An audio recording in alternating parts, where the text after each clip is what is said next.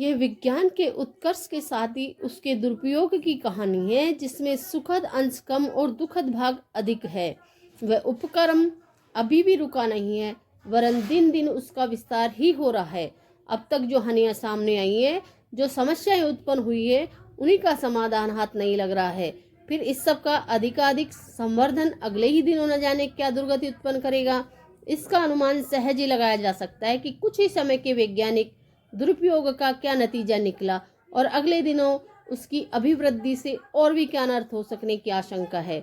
विज्ञान का दर्शन प्रत्यक्षवाद पर अवलंबित है।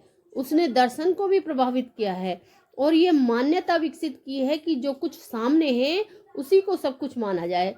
इसका निष्कर्ष आज के प्रत्यक्ष लाभ को प्रधानता देता है।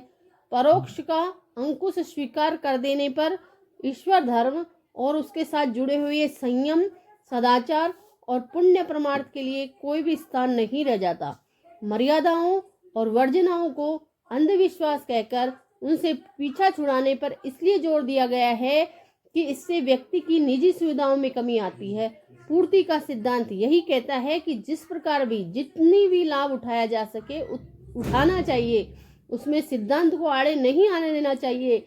इसी मान्यता ने पशु पक्षियों के वध को स्वाभाविक प्रक्रिया बनाकर असंख्य गुना बढ़ा दिया है।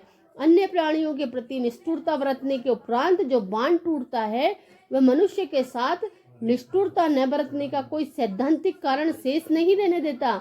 मनुष्य को पशु प्रवृत्तियों का वहन करता ठहरा देने के उपरांत यौन स्वेच्छाचार न बरतने के पक्ष में भी कोई ठोस दलील नहीं रह जाती है। विज्ञान और बुद्धिवाद की नई धाराएं खोजने के लिए और उनके आधार पर तात्कालिक लाभ के जादू चमत्कार प्रस्तुत करने वाली आधुनिकता